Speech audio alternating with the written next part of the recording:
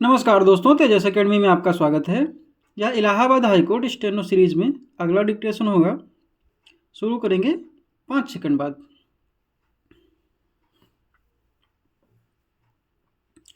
साहित्यिक चोरी किसी अन्य व्यक्ति के विचारों, शब्दों या रचनात्मक कार्य को बिना उचित श्रेय दिए अपनी कृति के रूप में प्रस्तुत करने की प्रक्रिया है। यह एक गंभीर नैतिक, बौद्धिक और कानूनी अपराध माना जाता है। स्टॉप। साहित्यिक चोरी का मुख्य उद्देश्य अक्सर व्यक्तिगत लाभ, पेशेवर प्रतिष्ठा में वृद्धि या समय और प्रयास की बचत करना होता है। यह न केवल रचनात्मकता और मौलिकता का हनन करती है, बल्कि उस व्यक्ति या लेखक के अधिकारों का भी उल्लंघन करती है जिसने अपनी मेहनत और समय लगाकर एक विचार या कृति का सृजन किया है। साहित्यिक चोरी कई रूपों में हो सकती है। सबसे सामान्य रूप है शब्दशः नकल, जिसमें किसी लेख, पुस्तक या अन्य स्रोत से सामग्री को जस का तस उठाकर प्रस्तुत कर दिया जाता है। स्टॉप। दूसरा प्रकार है विचारों की चोरी, जिसमें लेखक दूसरे व्यक्ति के विचारों को अपनी भाषा में ढालकर प्रस्तुत करता है, लेकिन स्रोत का उल्लेख नहीं करता। एक अन्य प्रकार है आत्म प्लेरिज्म, जिसमें व्यक्ति अपनी ही पूर्व प्रकाशित सामग्री को नए कार्य में बिना श्रेय दिए उपयोग करता है। स्टॉप। साहित्यिक चोरी के प्रभाव दूरगामी होते हैं। शैक्षिक संस्थानों में यह छात्रों के शैक्षणिक प्रदर्शन को प्रभावित कर सकती है और कठोर दंड का कारण बन सकती है, जैसे परीक्षा से अयोग्यता या निष्कासन।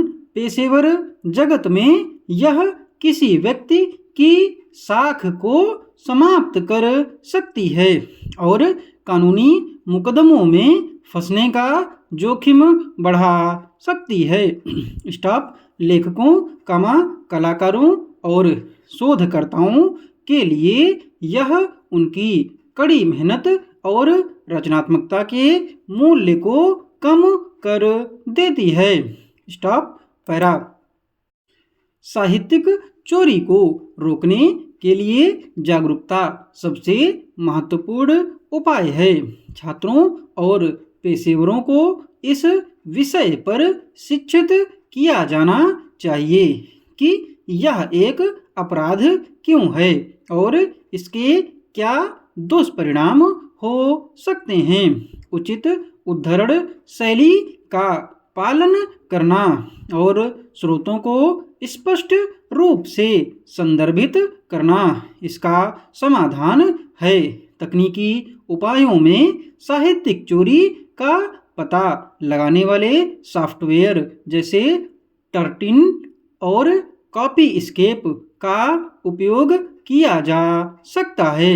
इसके अतिरिक्त साहित्यिक चोरी के खिलाफ सख्त कानून और दंडात्मक प्रावधानों का होना आवश्यक है।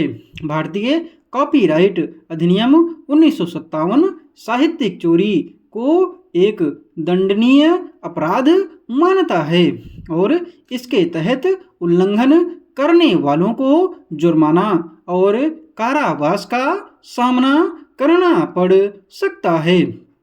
साहित्यिक चोरी केवल एक व्यक्तिगत अपराध नहीं है, यह समाज और संस्कृति पर भी नकारात्मक प्रभाव डालती है। मौलिकता और रचनात्मकता का सम्मान करना हर व्यक्ति की नैतिक जिम्मेदारी है। यदि हम साहित्यिक चोरी को रोकने के लिए सामूहिक प्रयास करते हैं तो हम एक सृजनात्मक और ईमानदार समाज का निर्माण कर सकते हैं।